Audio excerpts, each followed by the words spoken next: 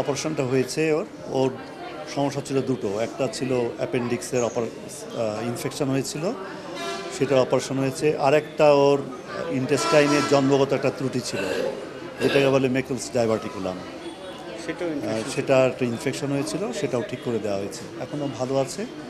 Post operative ওয়ার্ডে রাখা হয়েছে ওকে। আমার দায়িত্ব ছিল অপারেশনের সময়কালে তাকে যে অজ্ঞান করা এবং সব ঠিকঠাক মতো দেখে রাখা, সেই অংশ ঠিক মতো পার হয়েছি আমরা আশা করি মেঘমল্লার বসু তার যে অসুস্থতা মানে সেটা দ্রুতই কাটিয়ে উঠবেন এবং আমাদের যেই মানে ডাকসুর যে প্রচারণা, সেই প্রচারণার কাজে অংশ নিতে পারবেন। এবং আমরা মেঘমল্লার বসুর জন্য দেশবাসী এবং ঢাকা বিশ্ববিদ্যালয়ের শিক্ষার্থীদের কাছে দোয়া এবং আশীর্বাদ প্রার্থনা করি।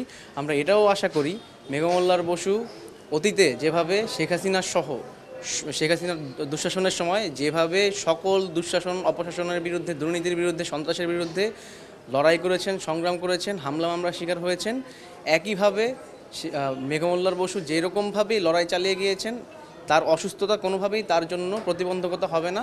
তিনি তার অসুস্থতা কাটিয়ে উঠে ডাকসুর যে লড়াই, সেই লড়াইয়ে তিনি প্রতিদ্বন্দ্বিতা করবেন এবং আমরা আশা করি ঢাকা বিশ্ববিদ্যালয়ের শিক্ষার্থীদের বিপুল ভোটে তিনি আবার এই ডাকসুতে বিজয়ী হয়ে ডাকসুর সাধারণ সম্পাদকের দায়িত্ব পালন করতে পারবেন এবং আমরা সকলের কাছে দোয়া প্রার্থনা করি।